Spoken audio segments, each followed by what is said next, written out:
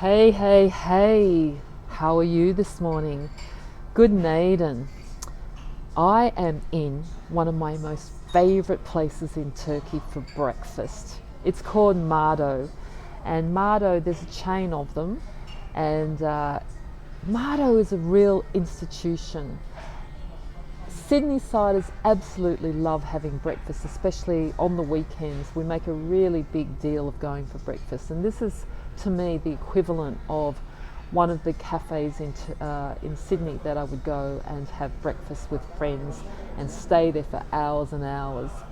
Anyway, I wanted to share that with you because to me it's a really, really special dining experience, and I won't need to eat lunch later today. You'll see why. Now, breakfast in Turkish is actually called kahvalti. Now, that word translated means before coffee, because the Turkish believe that when you drink coffee in the morning, you must actually eat something before you actually have the coffee. Because usually Turkish will drink tea when they first wake up. They don't start with coffee immediately. So they actually, get their palate ready for the coffee. So breakfast has just arrived and you should see it. The whole table's full of food. I'm going to show you. Are you ready?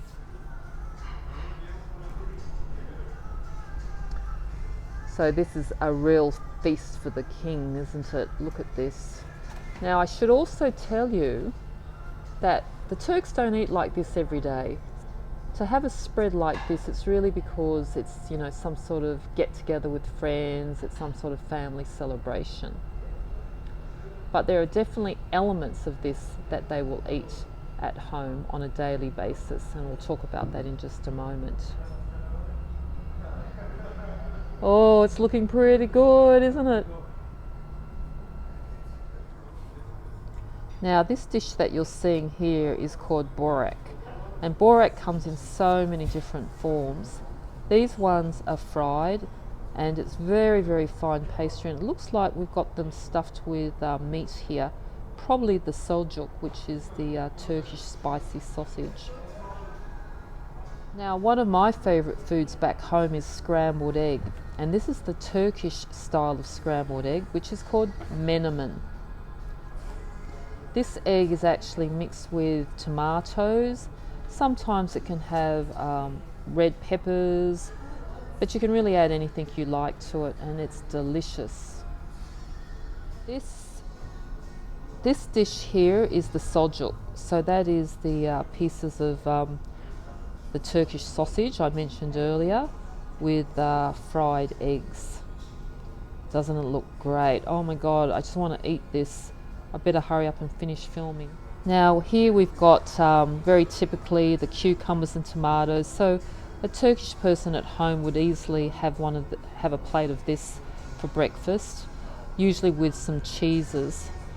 This here is a paste that's been made up of sun-dried tomatoes. You can see that here. It's sun-dried tomatoes, it's got oil, it's crushed, and it's usually got some biber, which is a dried pepper. So it's got a bit of a spicy flavour. Over here we've got some, it looks like fried halloumi cheese. And we also eat that back home, and this is just very, very simply done. We've got some olives here. So here we've got pegmas, I think it's called, which is a mixture of tahini and grape molasses.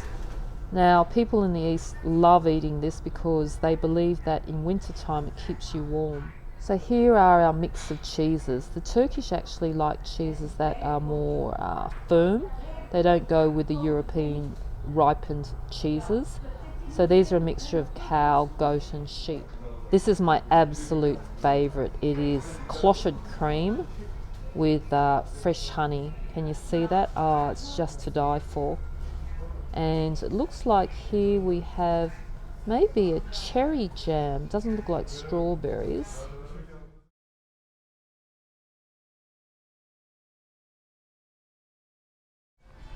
So I've done pretty well. I don't think I'm even halfway, but you can see what I mean when I talk about a Turkish breakfast being a real feast. It's made up of so many different dishes, from the savoury to the sweet. So I've been going with the savoury, and I'm going to start on the sweet part of it in just a moment, because I'd like to finish off with something sweet. The history of eating a Turkish breakfast is actually something that dates back to the Ottoman Empire. And so every dish that we eat here will be different according to where it's served, because everyone has their own little spin on all the different components that might make up the breakfast.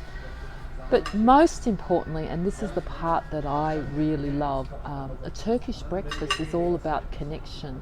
It's about gathering with your friends, gathering with your families, and making the event into a very big social event. So, you don't just really come and eat a Turkish breakfast like this by yourself. So I love that aspect, and it's very, very similar to the Chinese culture. We always go out to restaurants in big groups where we share our food together. And we have something very similar. We call it yum cha, which is to eat all these little delicacies, and there's like over 100 types, with tea, because Chinese are also big tea drinkers. So we wanted to eat things with our tea. So yum is to eat, and drink is the tea part, which is the cha. Actually, not too dissimilar to the word chai, right? So maybe I need to look that up. Maybe there's some interesting connections between the Chinese and the Turkish in this area of eating. Then you've got the Spanish. The Spanish have tapas, right? Now I know that's never eaten for breakfast. It's usually eaten for lunch or dinner. But that's again lots of little interesting tasty dishes that range from mostly savoury, but there are some sweet dishes in there as well. I just find this fascinating, don't you? The way in which food, where it comes from, how it's evolved over time. And I can also see, with the Turkish breakfast here this morning, I showed you there's French fries. Now, surely French fries weren't a traditional food. I wonder if that has crept into the Turkish breakfast over time. And if we look at the French fries, for example, surely that wasn't eaten back in the Ottoman Empire days. I don't know. If anyone can tell me, I'd love to hear. But I'm assuming that's more a modern take. It's something that's been included more recently. Now here's another little item that I've never noticed before at breakfast time here. It's a product called milk jam, and it's got milk and apparently only sugar, and I suppose it caramelizes in there, and that's what gives it the brown color. So I'm going to try that one in just a moment. So this is the milk jam. It's got the consistency of like a condensed milk, actually. Very sweet, but very delicious. Well, that is all I can eat, and I've done well. I've never been able to finish a Turkish breakfast, and I challenge anyone who can. I mean, it's just... Anyway, I am very, very satisfied with my breakfast, though, I have to say. But there's no more food for me today. I don't think that's really cleaned me out. Anyway, I hope you've enjoyed that episode. And if you ever do get to Turkey, or if you are already in Turkey and haven't tried, please go ahead and try a kahvalti. And of course, before you drink your coffee. Maybe I'll go and have a coffee to help with my digestion. Bye for now.